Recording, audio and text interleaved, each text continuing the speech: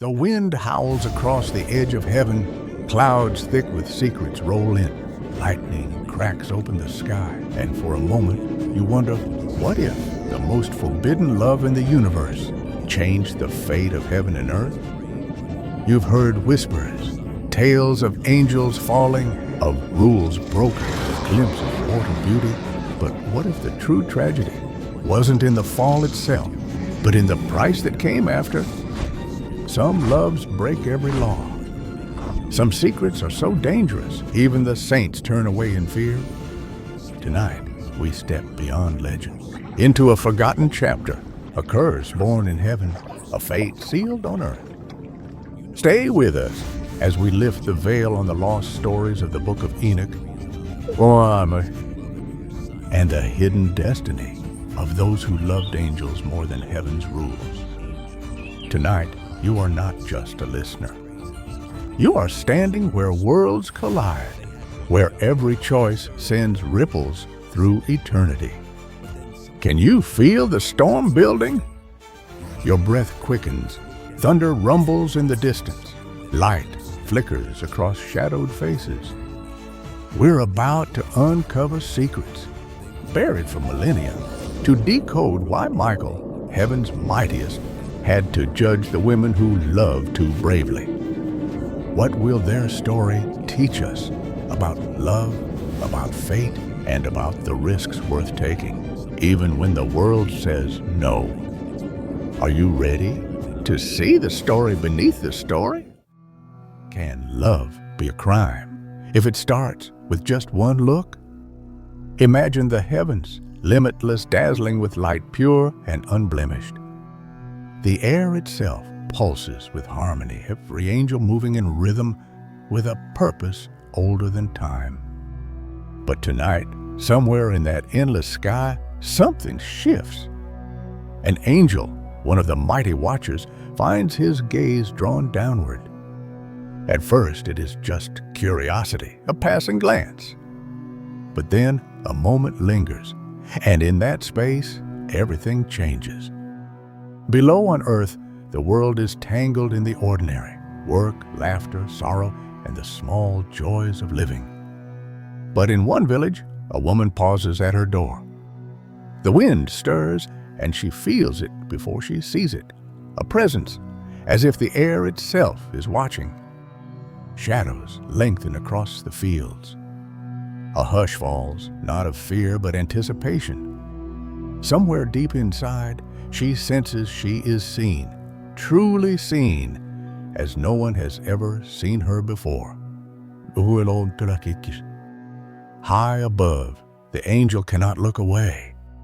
Light that once wrapped him in clarity now dims, softens, bends toward something forbidden. The book of Enoch tells us the story began when the sons of God saw the daughters of men, that they were fair, and they took them wives of all whom they chose.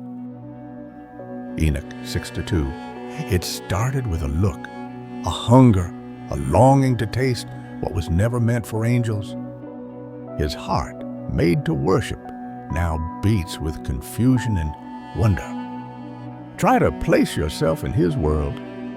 Imagine knowing every law of heaven, the boundaries drawn by the Creator's hand, yet, in one stolen glance, feeling them blur, dissolve.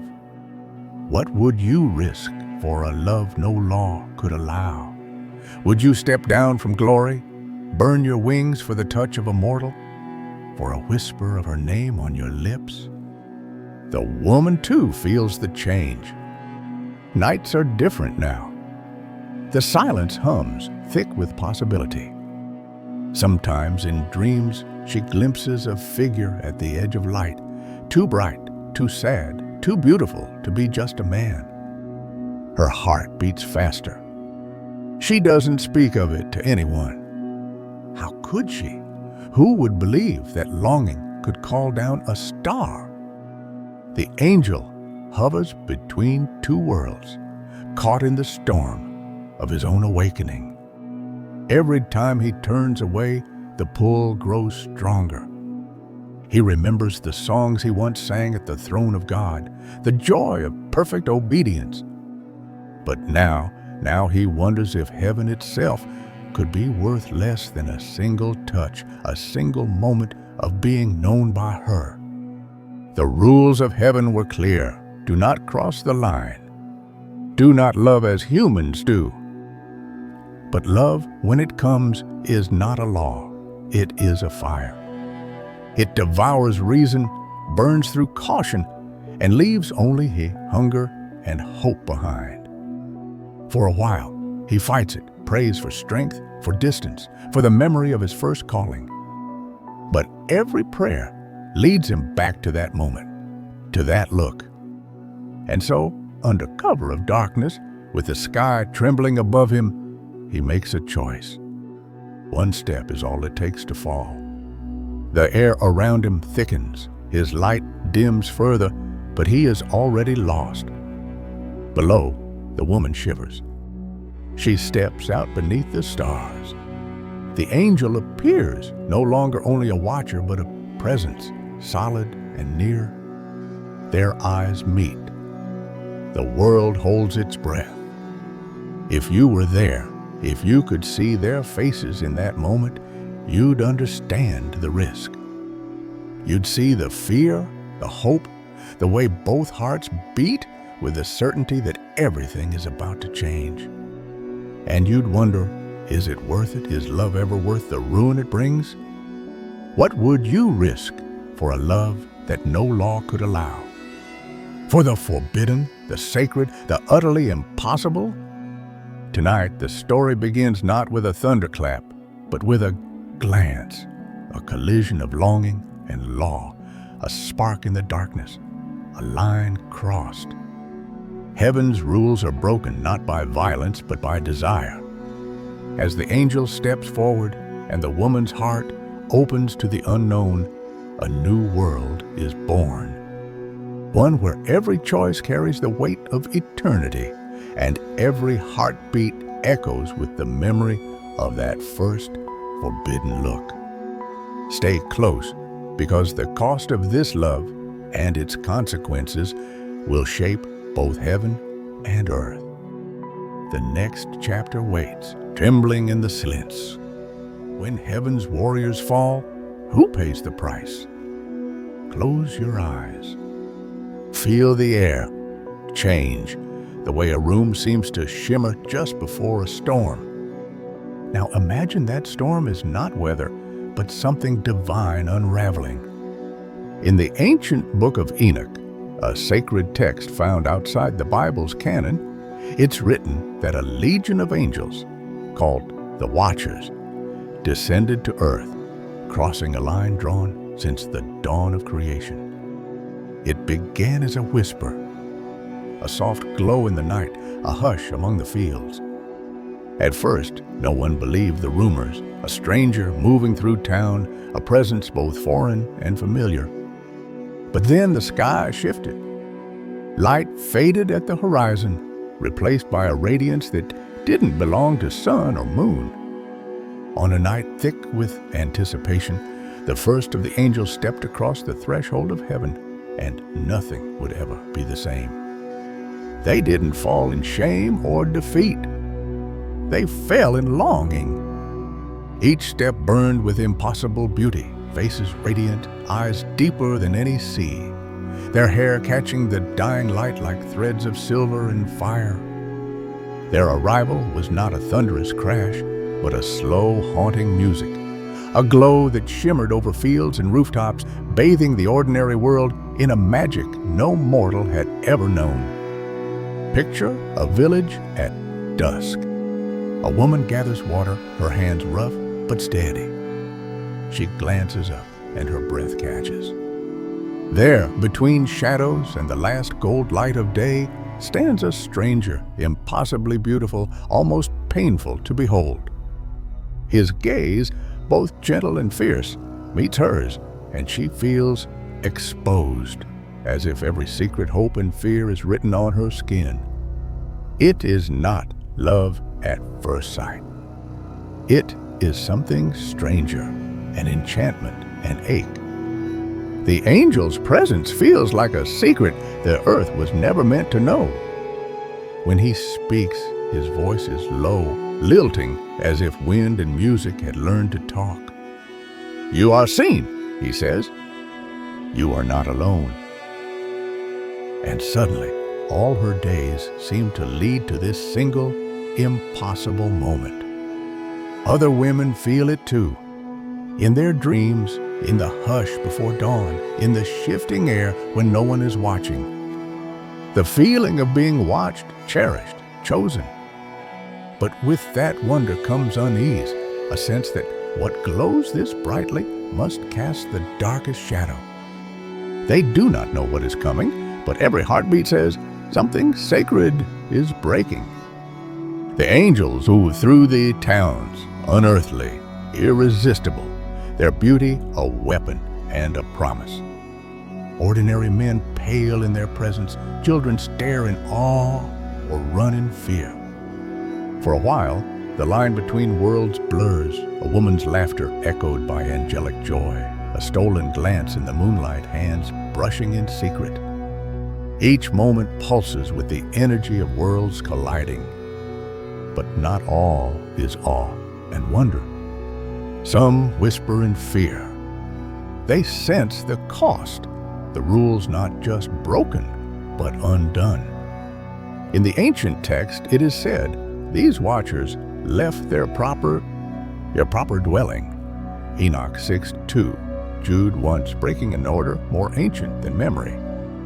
The price, no one knows yet. But the air grows heavy, the light unsteady, and everyone can feel the ground shifting beneath their feet. The motif repeats. Light bends into darkness, then flickers bright again. The angels' beauty grows sharper, almost painful. Their voices ring with joy and sorrow entwined. As the days pass, hearts race with a kind of fear that is not entirely fear, a longing that is almost pain. Try to see it through her eyes, the woman whose world is turning inside out. The first time he touches her cheek, the world tilts. It is a moment both gentle and terrifying, a connection too big for words. The line between the sacred and the human, between earth and heaven, between law and love, fades into mist.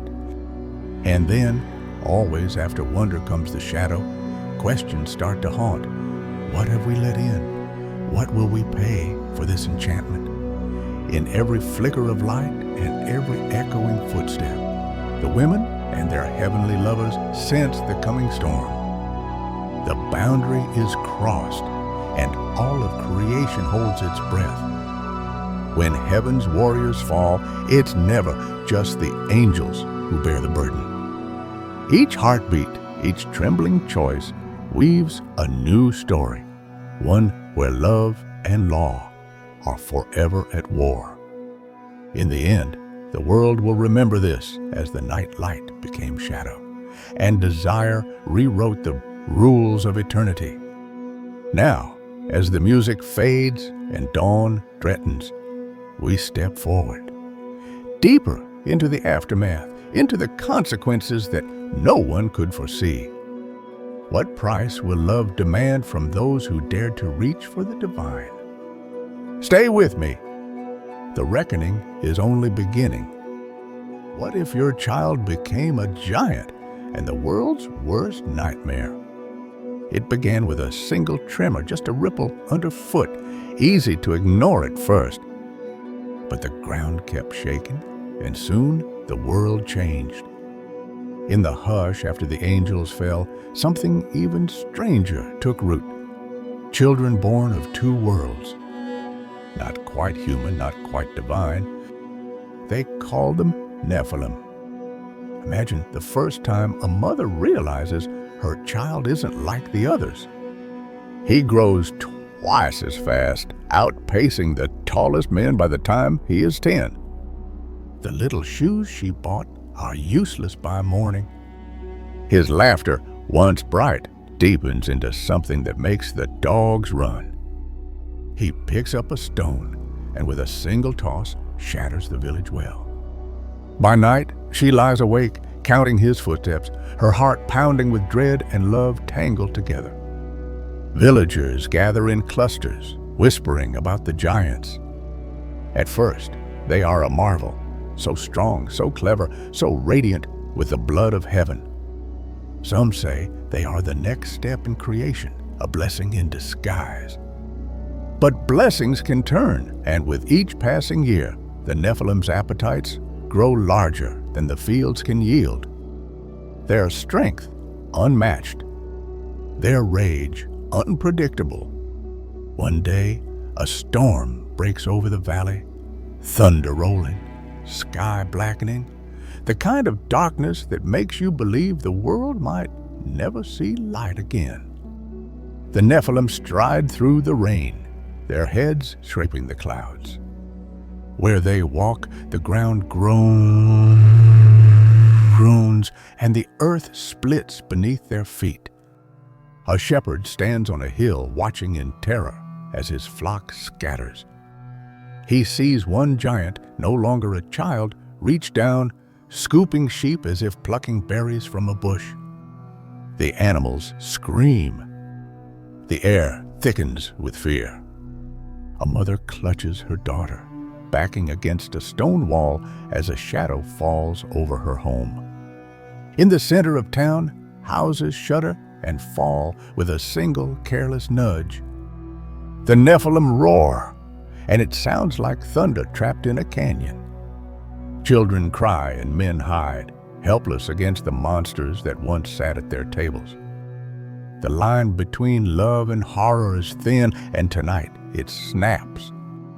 You hear stories of villages emptied in a night, of rivers running red, of laughter turning to wailing. No one can stand against the giants. No army, no wall, no wisdom from the old days. There were giants on the earth in those days. Genesis 6-4, the scriptures whisper, and you believe it now. The world is breaking. Hope is drowning in the shadow of feet too large for any land to hold. And the mothers imagine their heart. Each birth was a miracle, each smile a hope. Now, each step is a quake. They wonder, is this what heaven meant by blessing? Or is this the price of crossing forbidden lines? Night after night, the earth shakes and prayers go unanswered. Inside the ruins of a market, a boy, barely taller than a table yesterday, stands as high as the roof. He reaches for the moon, but only brings down the rafters. Dust swirls. Faces vanish behind tears. A father begs for mercy, but his words are drowned by the Nephilim's hungry shout. The motif repeats, thunder in the distance, the ground trembling, the sky flickering between shadow and fire. The fear spreads.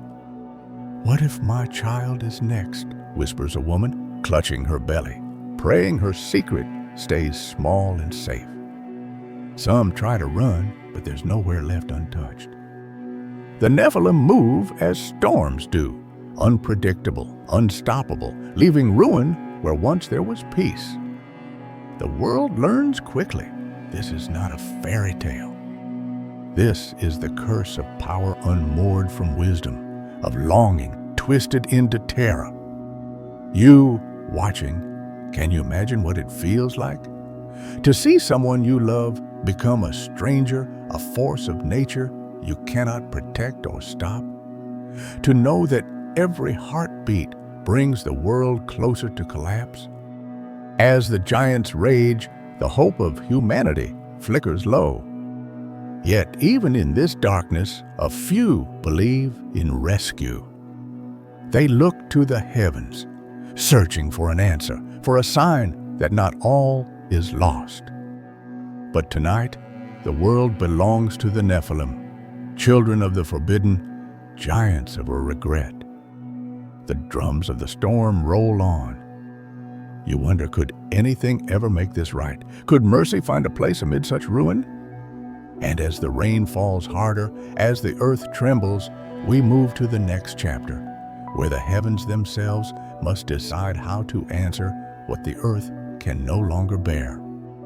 When chaos breaks every boundary, can even angels restore the balance? Lightning cracks the sky. For a moment, the world holds its breath. The storm that had rumbled in the distance now descends, swallowing mountains, tearing open the heavens. Far above the thunder, Michael stands.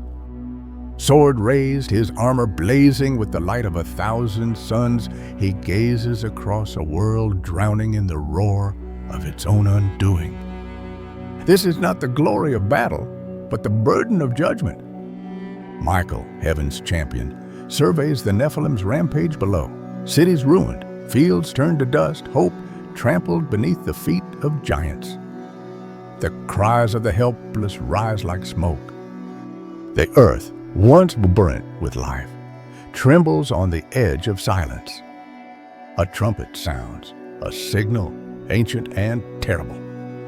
The armies of heaven assemble behind Michael, wings unfurling, eyes of flame, with the memory of what was lost.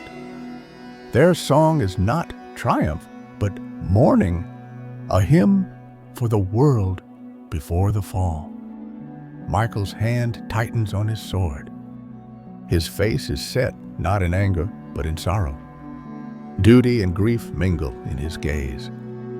Below, a mother clings to her child as the shadows of the giants fall over her village.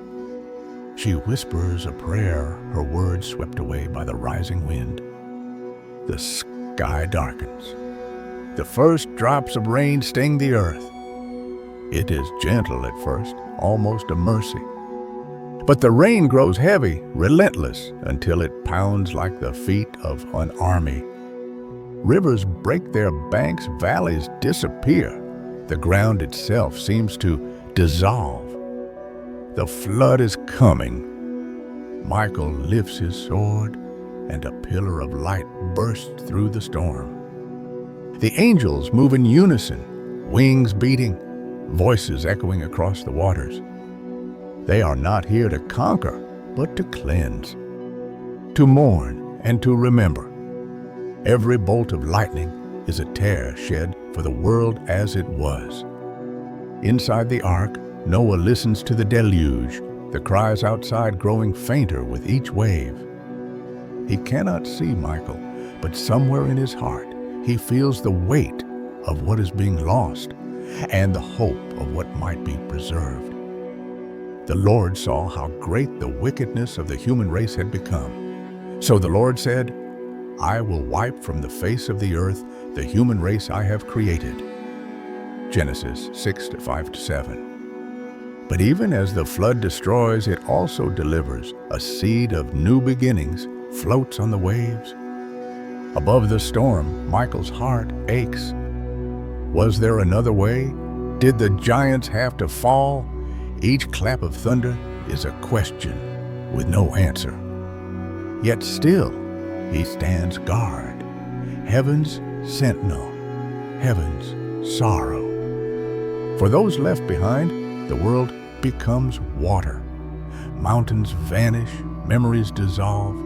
Even the great Nephilim are powerless before the tide.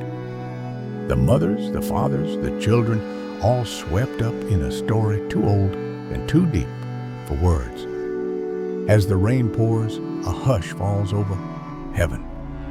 Angels weep for what was lost, for choices made in a moment that shaped millennia.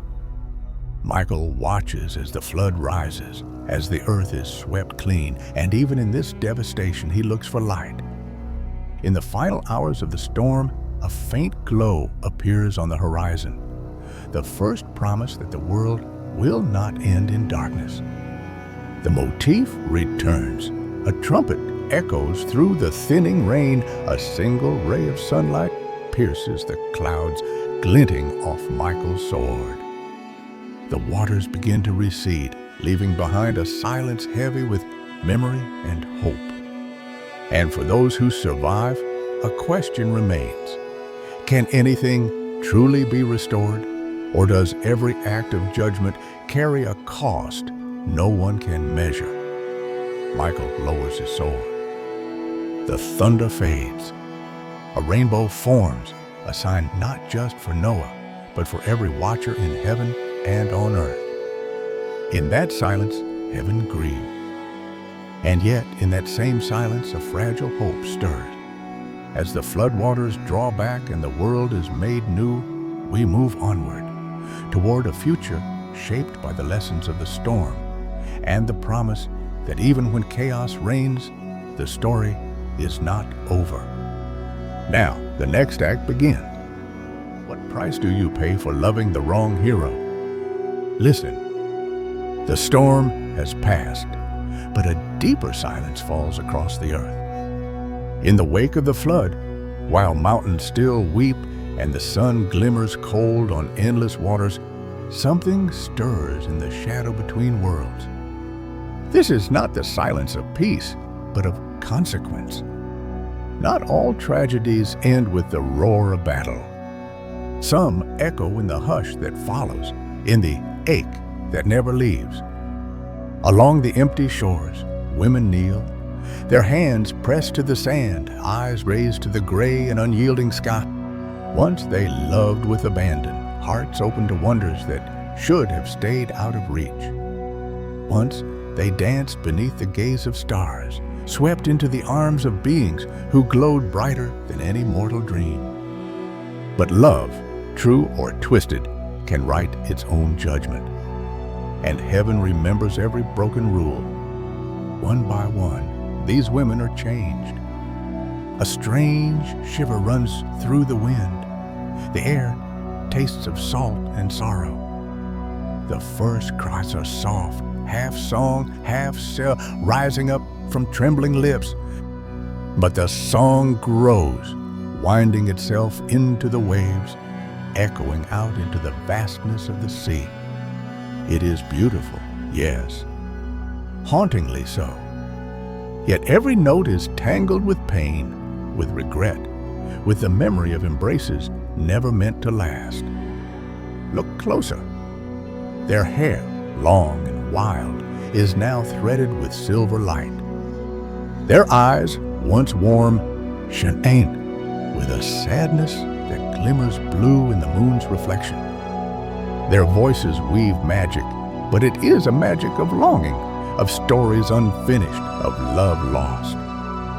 Fins and scales shimmer where feet once pressed the earth. Hands reach for lovers vanished beneath the waves, for children who grew too strong, too fast, for the world to hold. They become sirens, creatures of longing and lament, born from love that defied the order of creation. The book of Enoch, a witness to forbidden things, tells how their souls, forever changed, are bound to the waters. They do not age. They do not die. Instead, they wander the lonely deeps, singing to the stars, able to return to the world they lost or the heaven they betrayed. The motif returns, a cold blue light gliding across black water, voice swirling in the mist, the ocean whispering secrets of love and ruin. Sailors, centuries later, would speak of nights when a song would drift from the dark, tempting and tragic, drawing them toward hidden rocks. Beware the sirens, they'd say. But the truth is deeper.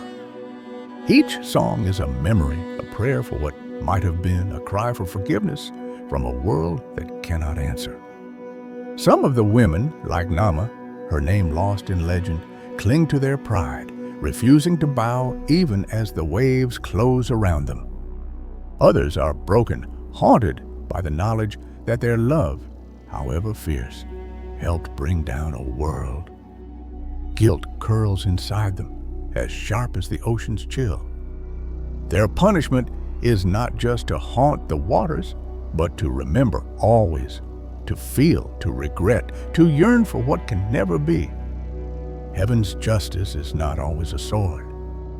Sometimes it's a song you cannot stop singing, a story you cannot leave behind. The angels who once loved these women now watch from afar, chained by their own choices, unable to comfort, unable to forget. Their grief is doubled, one for the paradise they lost, one for the hearts they shattered.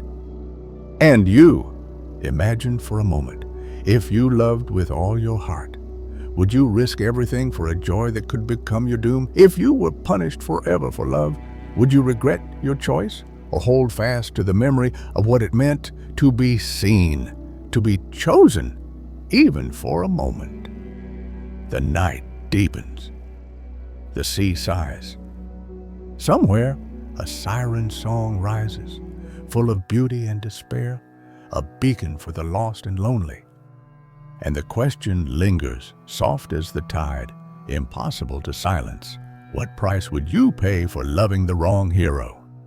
As the melody fades into the darkness, the story moves forward toward the next echo, the next lesson, the next sunrise beyond regret. Can hope survive when legends become warnings? Dawn breaks over a world changed forever. The storm has spent its fury. The floodwaters slowly retreat, leaving behind a silence almost sacred, heavy with memory and the ache of new beginnings. Across the endless blue, a single vessel rocks gently. Noah's Ark, drifting on the last breath of judgment, carrying the promise of tomorrow inside wooden walls scarred by the tempest. The air is cool, brightening as the first sunlight pierces the clouds. Rays of gold sweep over the water, shimmering across the battered planks of the ark and painting the faces of the survivors with gentle light. Every breath is a miracle, every heartbeat a reminder that life endures even when legends have turned to dust. But there is caution here. Every face shows not just relief, but the wary hope of those who remember what was lost, who know that the old world's mistakes must never return. Slowly, the door of the ark opens. Noah steps onto the wet wood, feet sinking into the new earth. His family follows, eyes wide, uncertain. Behind them, the animals peer into a landscape so clean, so raw, it almost aches to look at. The world has been washed, but not without cost. Every survivor carries the weight of memory, the giant shadows that once stalked the land, the cries of loved ones lost to the water, the songs of sirens that still echo in the early morning breeze. Motif. Light lingers on the horizon, tracing the curve of the waves. Somewhere, far beyond human sight, the silhouettes of sirens flicker at the edge of dawn. Their voices barely whispers now, warnings in the wind, not temptations. The lesson of forbidden love, of pride and punishment, hangs in the salt air. Even as the first stones are gathered, the first tents raised, people know that some boundaries cannot be crossed without a price. Noah kneels on the damp ground, planting a seed in the soil. The gesture is simple but profound, a covenant for new life, for hope born from judgment. In Genesis 9, God sets a rainbow in the sky, a sign of promise that the world will never again be destroyed in this way. Light splits the clouds in colors never seen before, arching over the silent survivors, wrapping them in the memory of mercy. For the first time in many days, a sense of peace settles, fragile but real. But hope here is not naive. Every sound is sharper now, every shadow a possible warning. Parents hold children close, teaching them the names of what was lost and the power of what remains. There are stories whispered at night of angels and giants, of a flood that spared only the faithful, of a world rebuilt by hands once trembling with fear. These stories are not just legends. They are boundaries, reminders, beacons for the future. a child stands at the edge of a new river, eyes searching the horizon. In the distance, a faint shimmer. Could it be the wings of an angel watching over the world from afar? The motif of protection glides through the scene, silent and sure. The survivors sense it. Heaven's eyes are still upon them, but so is the weight of responsibility. What will they do with this gift? How will they carry the legacy of a world remade?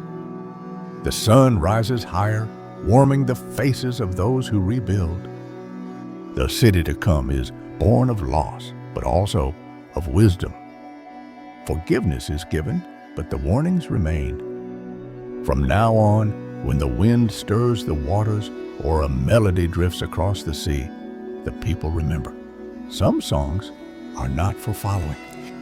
Some boundaries must never be broken again. And so, hope survives, not as a careless dream, but as a careful promise, watched over by angels and marked by the courage to begin again. The world is different now. Every sunrise is both a gift and a lesson. Every new day stands on the ashes of what was, reaching for what could be. As the camera pulls back, the arc grows smaller on the shining waves. Above, the light moves in silent arcs, brushing the horizon with a whisper of wings. The legacy of giants and sirens fights into warning, but the legacy of hope burns brighter than ever. And you, watching this new beginning, are left with the question, when legends become warnings, will you be the one who listens? Let's step forward into the final chapter, where the echoes of the old world guide every step toward the new. We have traveled from heaven's thunder, through storms of love and loss, to the silent ache where legends fade into warning. Michael's justice was never just about angels.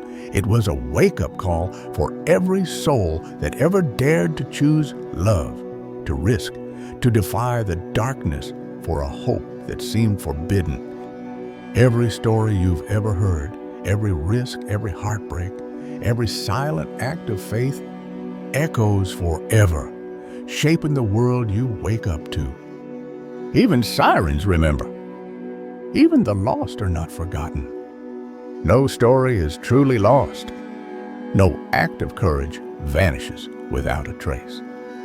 That is the promise that survives the flood, the echo that endures beyond the storm.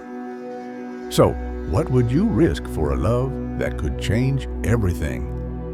If you stood at the edge of forbidden love, where the light and darkness meet, would you step across, or would you wait, trusting the dawn to guide you home? What line would you never cross, even if your heart ached to try?